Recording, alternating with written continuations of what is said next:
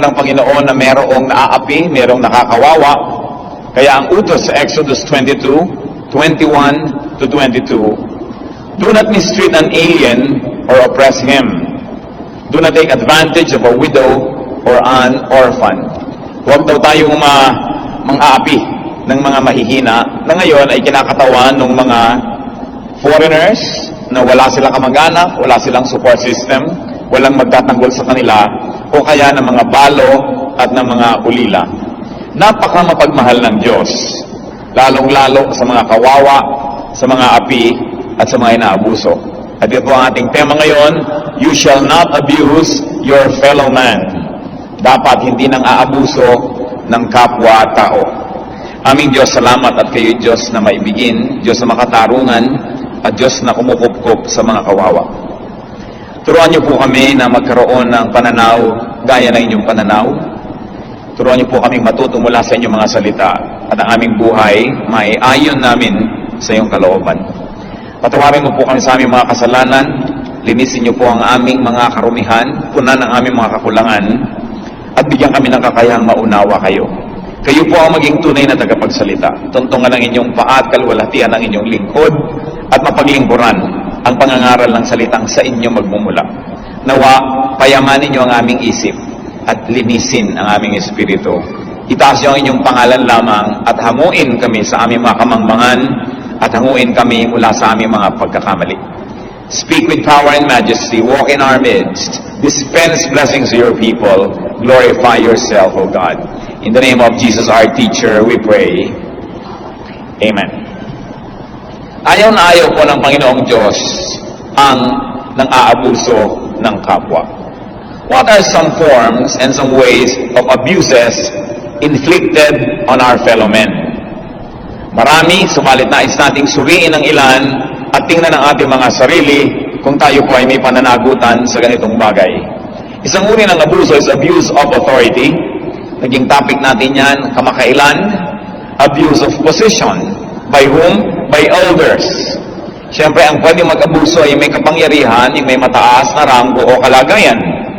Mga nangunguna, mga nakatatanda, at maging mga magulang. Ephesians 6:4, fathers, do not exasperate your children. That would be a form of abuse of authority. Habang ang karamihan naman talaga higit na nakararami ng magulang ay mapagmahal, mayroong mga ilan-ilan na abusado rin sa mga sariling anak. At habang ang isang tao ay maaaring mapagmahal na magulang sa ilang larangan ng buhay, maaaring may larangan din ang buhay ng tao rin yun na abusado sa sariling anak. And one way is to abuse one child in favor of another. Kung ang mga magulang po ay may favoritism, naabuso ang isang anak para sa ikagiginhawa at ikabubuti ng isang anak naman, at yan ay hindi marapat kahit mga magulang ang nangaabuso. Sapagkat napakahirap tanggihan ang pang-aabuso ng sariling magulang, kaya dapat ang magulang ay mapagbantay, baka umaabuso na siya. Baka yun namang medyo malakas ay sobra na niyang pinahihirapan para doon sa medyo mahina-hina. Baka yung meron ay sobra na niyang kinukuhanan para doon sa wala, na kuminsan ay kaya naman wala ay dahil sa katamaran at kapatuganan at na-spoil na ng magulang. This is a form of abuse. Another abuse of authority is abuse by rulers. Kung yan may mga monarch, o kaya elected officials, o kaya ay basta't mga may kapangyarihan na mamumuno. As can be seen nearly everywhere around the globe, there is abuse of rulers. They betray the trust given to them by the people that put them in power. Another abuse is abuse by overseers, even in the context of the church systems and religious organizations. Nakakabalita po tayo ng napakarami mga abuso, maging ng mga pastol na dapat ay nag-aalaga sa kanilang mga nasasakupan. Titus 1:7, since an overseer is entrusted with God's work, he must be blameless, not overbearing. At bakit may ganitong mga regulasyon? Dahil may mga paglabag dun sa diwa ng ganitong kautusan, kaya nagkakaroon ng mga kautusan. 1 Timothy 6:8, deacons are to be men worthy of respect, not pursuing dishonest gain. Napakarami po ng mga pag-abuso, pati ang mga disciples ng Panginoon ay may mga tendency mag-abuso, nagko-contest kung sino uupo sa kanan at kaliwang panig ng Panginoon doon sa presidential table, kung sino ang magiging mas dakila pagdating ng araw. Kaya ang sabi ng Panginoong Jesus sa Mark 10:42-43, you know that those who are regarded as rulers of the Gentiles lord it over them, and their high officials exercise authority over them. Not so with you. Nililinaw ng Panginoon na hindi kayo mamumuno tulad ng pamumuno ng mga taga-sanlibutan. Kung guys yung mamuno dito sa ating kapatiran dahil ang akala nyo yung magagaya ninyo, mga pag-aabuso ng mga namumuno sa iba't ibang mga structures of power. Halimbawa ay sa pamahalaan, nagkakamali kayo, hindi ganyan ang patakaran sa kapatirang espiritual. Another abuse that we inflict on fellow men is abuse of relations. Personal relations, legal or official relations, even corporate relations.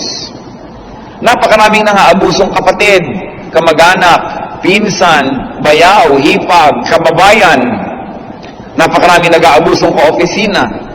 Oras lamang na na-identify ang isang tao with a powerful personality, itong na-identify na to, marami ng abusong gagawin. Akala naman ng mga pumapayag na mga abuso siya, yun may blessing nung nakakataas, kaya hindi na lang kumikibo. Kaya po kung ang isang tao ay may mataas na posisyon, ay maingat na maingat siyang hindi siya napaperceive o kaya ay napagbibintangan na napakaraming mga kaibigang malalapit na kanyang basta lang pagbibigyan ng mga kaibigan na ito kahit anong asal at kahit anong gawin. Sapagkat oras na kayo na-identify as close to power or to the powerful, many people will give way to you though you're abusing. And so to prevent this, powerful people have to be watchful as to who is identified with them. Because many people will abuse, lalo mga kamag-anak. Mga mag-anak na hindi naman nakipagpuyat sa iyo nung nag-aaral ka hanggang hating gabi. Mga kamag-anak na hindi naman nakipaghirap sa iyo nung nagtatanim ka at nagpapaunlad ng iyong isipan. Mga kamag-anak na hindi naman nakiluha sa iyo sa mga kalungkutan mo sa pag-iisa, sa paghahanap buhay, pero gusto lahat kaparte sa iyong kita. Mga kamag-anak na gusto ay kasama sa iyong kapangyarihan. Pinsan ko si Mayor, hindi naman siya yung ibinoto ng tao, ay hahara-hara at nagpapark kung saan-saan na bawal. Mga abusadong kamag-anak. Kaya dapat talaga walang kamag-anak, walang kapakapatid, walang kaibigan pag may kapangyarihan. Of course, I'm reminded once more, and I have told you about this king several times. This king of France, who as a child had a very close friend. At nung siya naging hari na, if I'm not mistaken, this is Louis XIV. Nang siya naging hari na, ay yung kanyang kaibigan ng kanyang kababata ay merong gustong pabor na hinihingi sa kanya, na ibig sabihin, kailangan may mga masacrifice sa ibang tao para ibigay niya yung pabor dito sa kanyang kababatang kaibigan. At hindi niya pinagbigyan. At sabi ng kaibigan, I thought you were my friend. At sabi ng hari, the king has no friend. Hindi ibig sabihin that the king is snobbish, that the king is unreachable, but that in terms of disposal of his duties, in terms of being king and governor, he will not give special favor to anybody called friends. Sabi niya, the king has no friend. Kaya napakahirap nung namumuno ka, hindi ka maaaring makipagpalagayang loob at makipagkabigan sa marami. Kasi yan ang pupunta sa'yo ng hating gabi, yan ang pupunta sa'yo, bubulong-bulong sa'yo, may kailangan siya, may ipapaapi, o may naapi siya na gusto niyang mapagtakpan ng kanyang mga pang-aapi, at kailangan niya ngayon yung siya ipanigan ng makapangyarihan.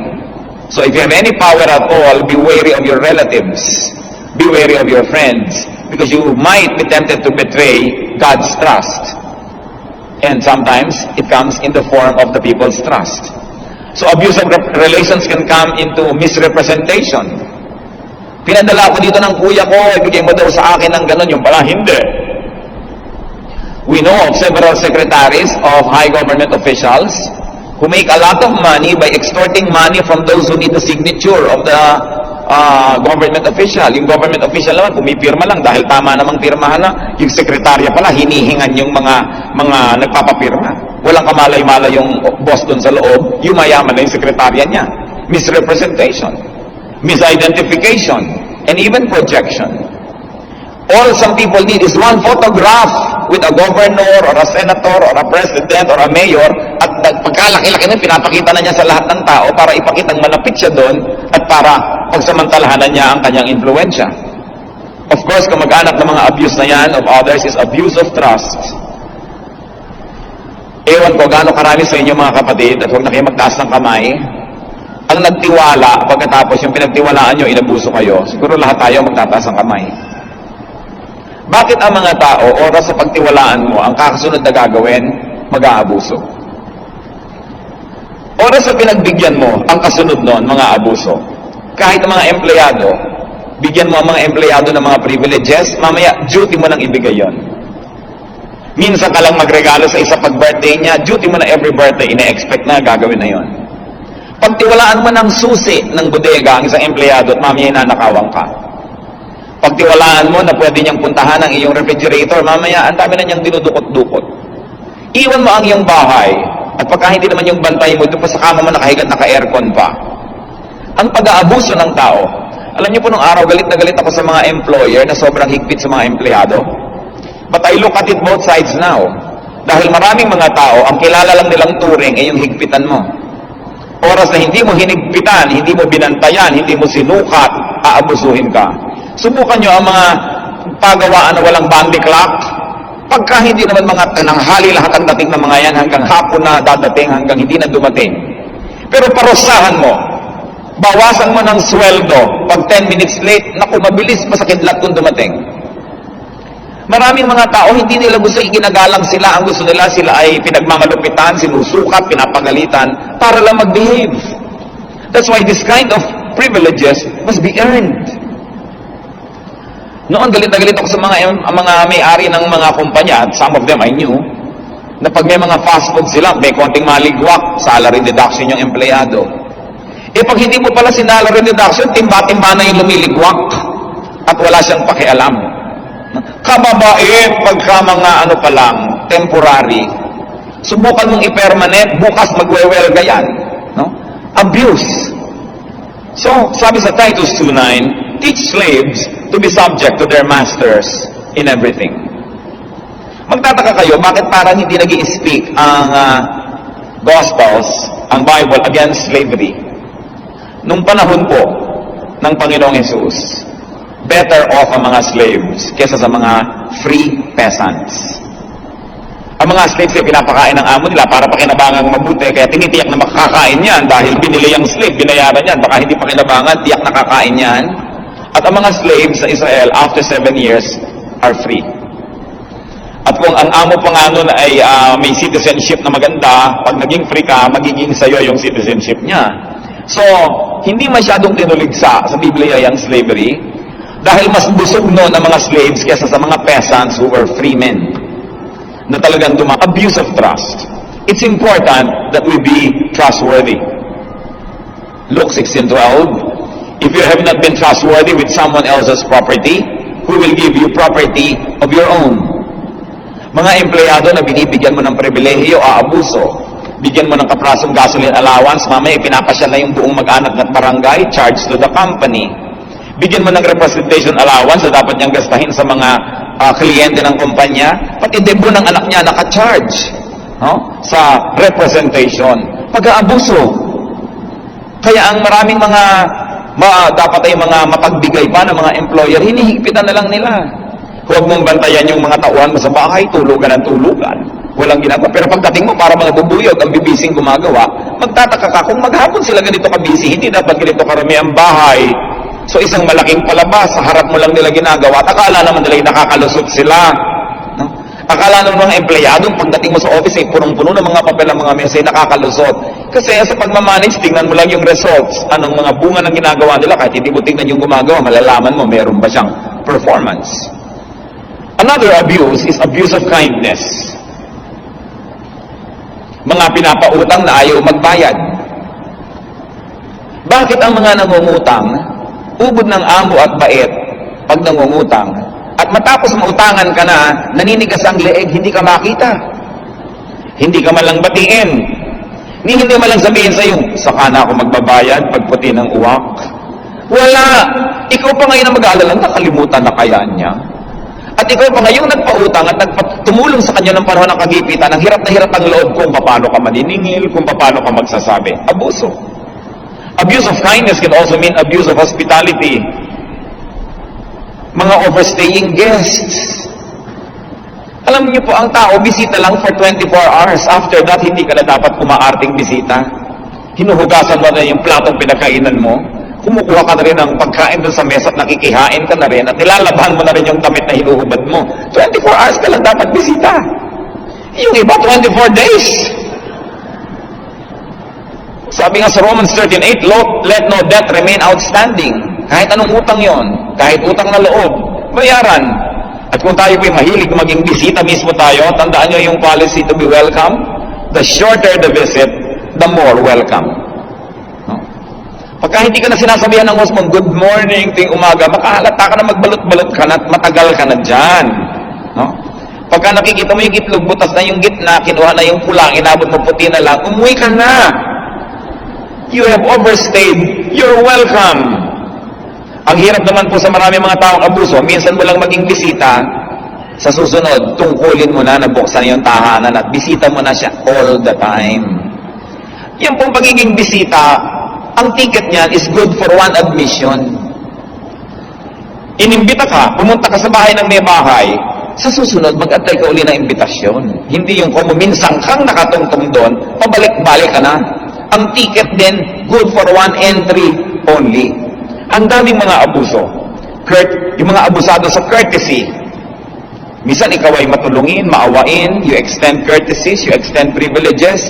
Mamaya, duty mo na yon. At mamaya yung courtesy ibinibigay mo kay Juan, pipilitin na rin niyang ibigay mo kay Pedro, na pinsan niya, na kamag-anak niya. Humaba na ng humaba ang listahan ng iyong mga pinagbibigyan. Kaya napakahalaga po, duty natin sa Diyos at sa ating kapwa, huwag umabuso. Una, it's unkind, it's unjust, it's unfair. Number two, marami tuloy tao dapat higit na mabait kaysa sa arte nila ngayon, pero sa takot na maabuso, nagsusungit-sungitan na, nagtatapang-tapangan na dahil baka abusuhin mo. Napakaraming tao yung handang magbukas ng tahanan pakainin ka minsan, tulungan ka, pero sa takot na baka hindi ka na tumigil ka o ulit, kaya ayaw ka mang pagbigyan kahit man lang minsan. Kung natututo po tayong huwag abusado, we will encourage so many other people around us to be kinder and nicer and less worried that they might be abused, less protective of themselves, less defensive. Of course, another abuse is abuse of other people's weakness. Bakit ganun? Pag nalaman mo ang weakness ng isang tao, kadalasan, gagamitin mo yung alam mo na yon para siya ay mapagsamantalahan. The abuse of one's poverty. Kawawang-kawawa, yun pa ang lalong kakawawain. Abuse of ignorance. Sapagkat walang alam ito, walang malay, siya pa ngayon ang aking dadayain. Kaya hindi nyo malaman kung kaninong halimaw humihiram ng kaluluwa, yung mga illegal recruiters. Alam na alam mo, nag-a-apply itong taong to go abroad. Kasi hirap na hirap sa buhay. Alam na alam mo na nangungutang lang o nagbebenta o nagsasangla para makapagbayad ng fee. Alam na alam mo ang hirap na dinaranas. At alam mo rin ang kanyang kamangmangan na hindi siya marunong na mag-check at lahat-lahat. Tapos pagsasamantalahan. Wala pala, pagbalik mo wala na yung opisina. Fly by night, lumipad na noong gabi. Saan kaya nga ang halimaw humihiram ng kaluluwa? Ang ganitong mga tao. Na alam mong hirap na hirap ang iyong kapwa, pagsasamantalahan mo pa, lalo mo pang pahihirapan sa buhay. Katulad halimbawa ng mga nai-snatchan ka na natukutan ng 100 pesos, na-snatchan ng pagkanipis-nipis, almost invisible na kwintas. Yung kapwa mo mahirap, yung kapwa mo isang tukae, nanakawan mo pa, alam na alam mo yung kalagayan niya at kalagayan niyo pareho. Saan ka kailangan kumuha ng ganong katigas na puso? Yung pagsasamantala sa mga nangangailangan. Kaya yung mga nagsasabing mga asawa na bibili ako ng mga jewelry, daddy, investment din ito in times of need. Walang nakapagbenta ng alahas sa magandang presyo pag nangangailangan. Halos ipamigay mo na yan. Bakit? Dahil alam nung tao, nagbebenta ka, needy ka. So bakit ka bibigyan ng magandang presyo? Pabababain ang pabababain. At yung suot mo, idagdag mo na. Hubad ka pa ngayon kung yung itong ipin mo pwedeng makuha, isama mo na rin dito sa platito. Tapos ang mura-mura, because you are needy. Hindi totoo yung investment na yan. Ako magalit ng mga magagalit na misis. Totoo yan, hindi yan investment. No? Sabihin na lang na parang gumanda ako ng gumanda dati, nang lalo mo ako ngangaan, okay na yun. Di ba? Para sa yung ikasisiya pag nakatingin ka sa akin, itambak mo itong mga ginto sa aking leeg. Yun pa. Pero ibig sabihin investment, alam nyo hindi totoo yun. No? At isanglan nyo man yan, napakahilit ang pagkakasanglang makukuha nyo. Hindi kayo makakabawi ng inyong puhunan. Dahil pagsasamantalahan ng iba ang inyong pangangailangan. Yung pag-exploit natin sa weakness in terms of position of people, pag mas mababa sila kaysa sa atin, kaya may tinatawag na mga sexual harassment. Hindi makakatanggi ang sekretarya ito dahil may pinapaaral na anak. So halika, kumalong ka sa akin habang nagdi-dictation tayo. May dictation nga pala ako sa iyo mamayang gabi, pumunta ka sa akin. Yung ganyan. Lalong-lalo po yung position, yung mga katulong natin sa bahay, halos hostage mo yan eh. Napaka-vulnerable nila sa pagsasamantala ng kapwa. Kaya kahabag-habag ang napakarami nating mga kababayan, karning pwedeng mabayaran ng kaprasong barya. Kaya yung pagsasamantala, galit na galit ang Diyos dyan. Kung tayo po ay may kapangyarihan over people, especially if they are poor or ignorant or ill or needy, ang kapangyarihan natin ay ibinibigay ng Diyos para sila'y kalinghain at hindi para sila pagsamantalahan. Deuteronomy 24:14, do not take advantage of a hard man who is poor and needy. Poor na nga, needy na nga eh. Dadagdag ka pa sa sisip-sip ng kanyang dugo. Another abuse, of course, of others is abuse of emotion. Diyan magaling yung iba. Exploiting another person's positive or negative emotions. Kung sobrang masaya, pwedeng madilihensyahan to, masaya. Kung galit naman, pwede mong lalong galitin at ipabaril mo yung nakakainisan mo, mamamanipulate mo ang kanyang galit. So manipulation is a form of abuse of emotion. 1 Thessalonians 4:6, no one should wrong his brother or take advantage of him, especially his emotion. At meron pa pong isa, under abuse of emotion, yung blackmail. Di ba mahal mo ko? So si boyfriend, sasabihin kay girlfriend, di ba mahal mo ko? So kung mahal mo ko, halika tayo magbiglang liko. So kung ayaw ni babaeng hindi magbiglang liko, hindi mo ako mahal. Ito namang si babae, papatunayan nga mahal siya. O sige na nga, para mapatunayan ko. Ba't yung papatunayan? Ano kayo sila? Sabihin mo, ba't ako magpapatunay? Di ikaw. Kung talagang gusto mong patunayan mong mahal mo ko, ba't di mo ako igalang? Bakit ako ang magpapatunay? Nabaligtad yata yan. Si Delilah, ganyan ang gimmick niya kay Samson. Alam niyo si Samson, binigyan ng Diyos sa kapangyarihan na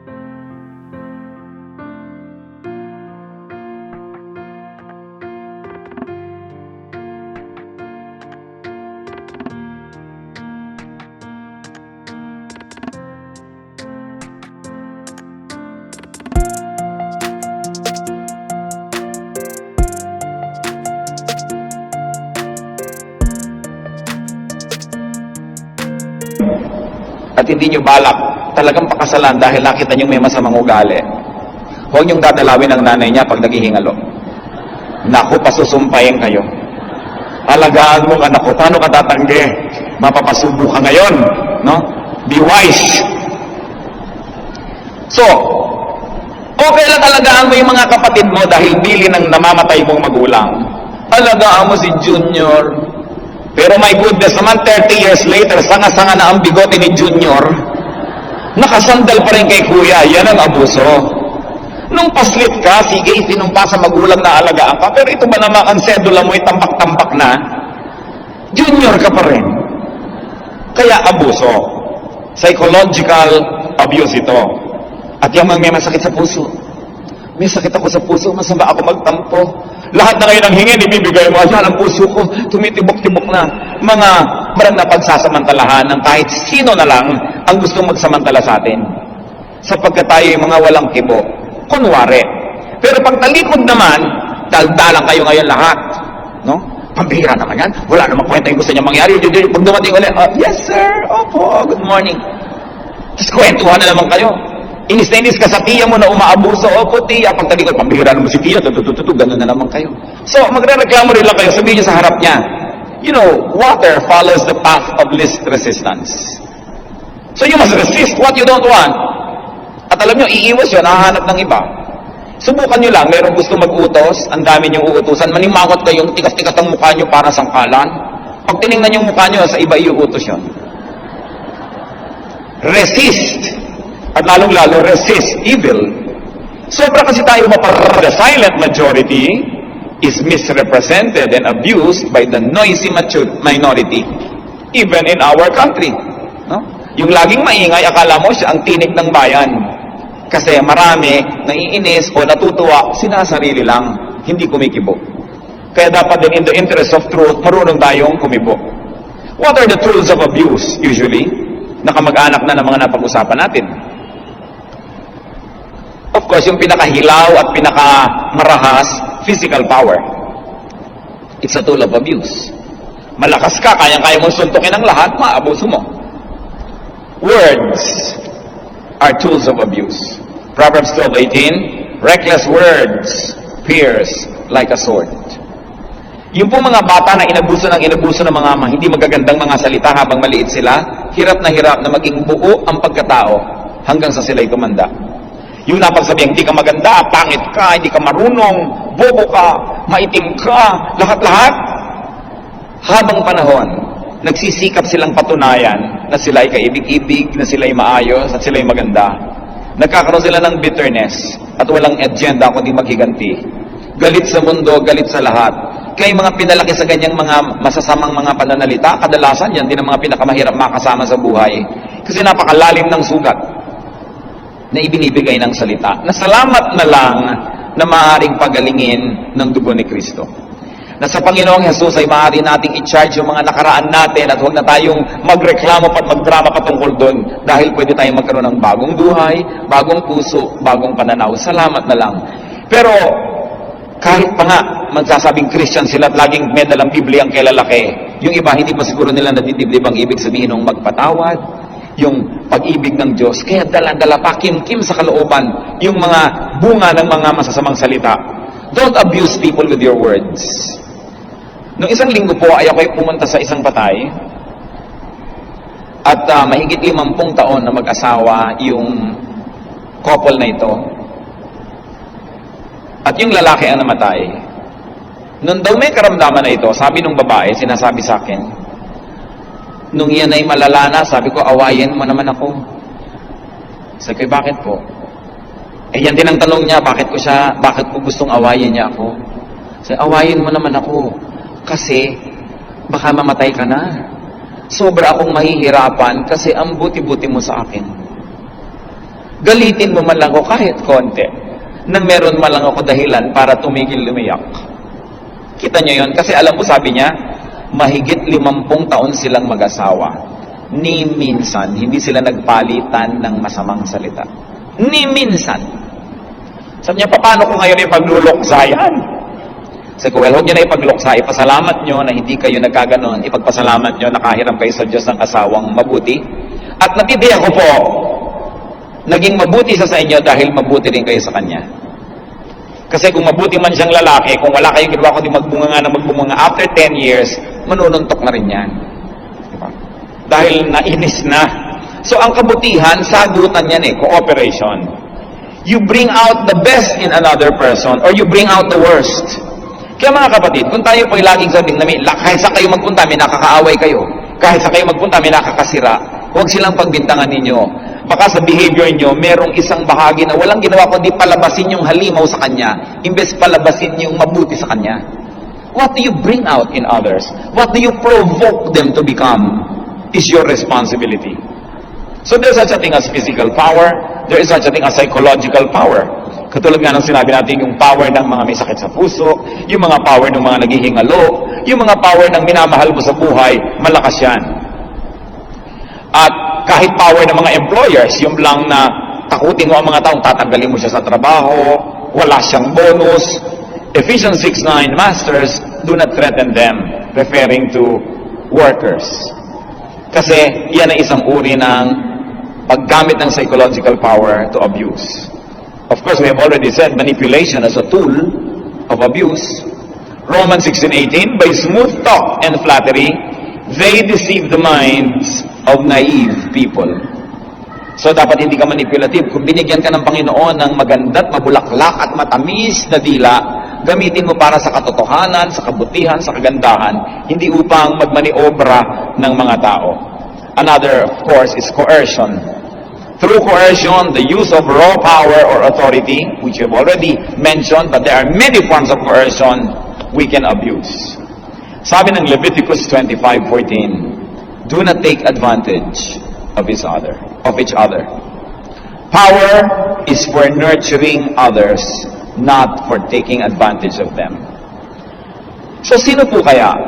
Could any one of us be guilty of abusing another person?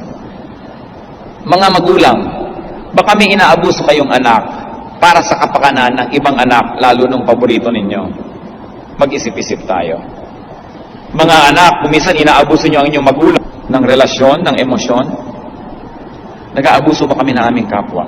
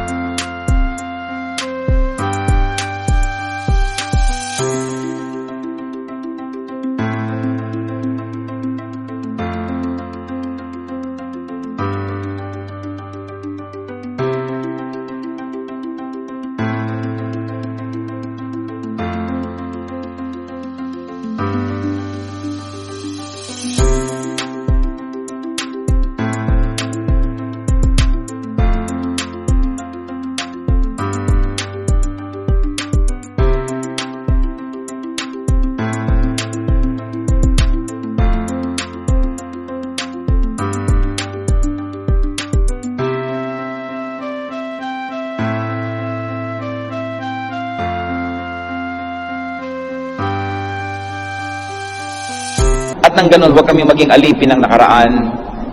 Huwag kaming mabuhay sa anino ng mga di magagandang emosyon at mga damdamin. Palayain niyo po kami. Una, palayain niyo kami sa aming maaaring pang-aabuso sa kapwa. At palayain niyo rin kami sa pang-aabuso ng iba. Magbulay-bulay tayo mga kapatid. Marapat na pag-isipan ang ganitong mga usapin. Reviewin natin ating buhay. Kung may nakikita kayong inaabuso, bisan yung mga matatandang kapatid, nang aabuso yan ng mga masakakabata. Bisan sa mga hatian ng mga mana, mga hatian ng mga bagay, may nang aabuso. Aanin natin ang salita ng Diyos. Aanin natin yung pananalig sa Diyos kung di natin susundin. Mamuhay tayo ng ayon sa kagustuhan ng ating Diyos. Reviewin natin kung meron tayong inaabuso at magpasya tayo ngayon din, tigilan ang pang-abusong ito. At kung maaari pang suklian natin sila o bayaran, gawin yan. At kung may umaabuso sa inyo, pag-aralan niyong tanggihan, hindi masamang tumanggi sa nang-aabuso. Pag-aralan din natin magpatawad dun sa hindi na natin masisingil pa at matagal na natapos na, nang sa ganon maghilom